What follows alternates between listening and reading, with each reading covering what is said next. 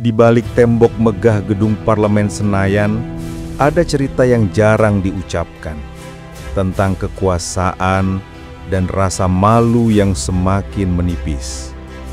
Di dalam ruangan berpendingin udara itu, tempat undang-undang disusun, janji-janji rakyat seharusnya ditepati.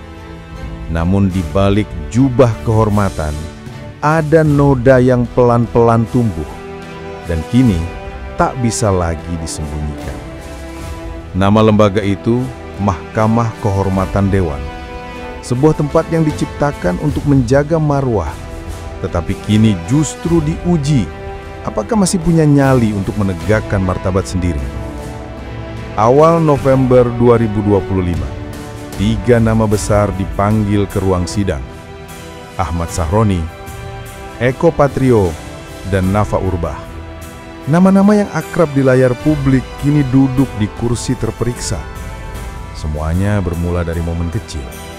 Tawa, candaan, sikap yang dianggap tak pantas di tengah acara kenegaraan. Bagi sebagian orang mungkin sepele, tapi bagi rakyat itu simbol. Simbol bahwa kekuasaan bisa menertawakan apapun, bahkan ketika rakyat sedang menahan napas menghadapi hidup yang semakin berat. Media sosial meledak, rakyat bereaksi, sebagian marah, sebagian kecewa. Tagar-tagar protes muncul, menyeret nama DPR ke tengah badai opini publik. Tekanan datang dari segala arah. Dan seperti biasa, langkah cepat baru diambil ketika suara publik sudah terlalu keras untuk diabaikan. Sidang etik pun digelar.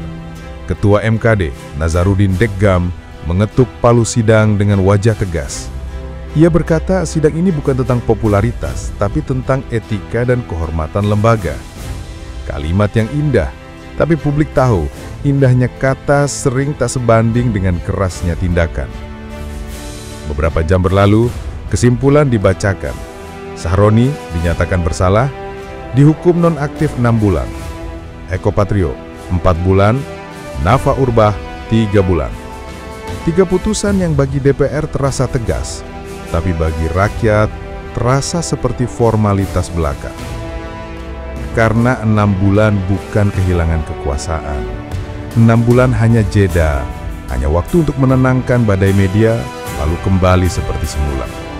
Mereka akan kembali ke kursi yang sama, ruangan yang sama, tunjangan yang sama. Sementara rakyat yang kecewa hanya bisa mengelus dada. Apakah hukuman sementara bisa menumbuhkan kesadaran permanen? Apakah moral bisa direhabilitasi dengan kalender? Rakyat menunggu jawaban, tapi yang datang justru keheningan. Di warung kopi, di pasar, di terminal, obrolan rakyat selalu sama. Kalau rakyat yang salah, hukum cepat. Kalau pejabat yang salah, cuma dinonaktifkan. Kalimat sederhana, tapi mengandung luka yang dalam. Etika seharusnya bukan cuma pasal di atas kertas.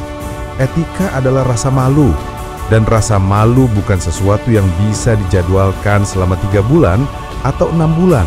Rasa malu adalah benteng terakhir ketika hukum tak lagi mampu menahan rakusnya kekuasaan.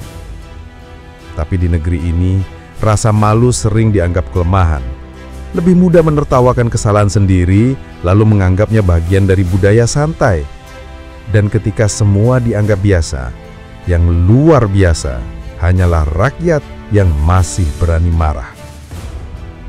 Hukuman sementara hanya menunda masalah. Karena begitu masa berlalu, semuanya kembali seperti semula. Tidak ada catatan hitam di karir, tidak ada rasa jera, hanya pelajaran bahwa setiap badai media akan hilang dengan waktu. Maka pertanyaan itu kembali bergema di ruang publik. Kenapa tidak diberhentikan permanen? Kenapa lembaga sebesar DPR takut memberi sanksi yang sepadan? Apakah takut kehilangan kawan? Atau karena di gedung yang sama terlalu banyak orang dengan dosa yang sama? Rakyat ingin keadilan yang nyata, bukan sekedar drama etik yang berakhir dengan maaf dan tepuk tangan. Karena jika pelanggaran moral hanya dihukum sementara, maka pesan yang dikirimkan ke rakyat hanyalah satu: bahwa menjadi anggota dewan berarti bisa salah asalkan sabar menunggu masa hukuman selesai. Kita telah terlalu lama hidup dalam sistem yang lunak terhadap kekuasaan. Bangsa ini butuh ketegasan, bukan basa-basi. Butuh keberanian, bukan kompromi. Karena kehormatan tidak tumbuh dari maaf, tapi dari kesediaan menanggung akibat. Sidang telah usai, palu telah diketuk, dan keputusan telah dibacakan. Namun yang belum diputuskan adalah nurani. Apakah kita akan terus menormalisasi kesalahan atau berani berkata cukup? Bangsa yang besar bukan bangsa yang cepat memaafkan, tapi bangsa yang berani menegakkan tanggung jawab moral. Dan ketika mereka nanti kembali duduk di kursi rakyat, rakyat akan menatap, diam-diam bertanya dalam hati, apakah mereka sudah belajar atau hanya menunggu giliran berikutnya?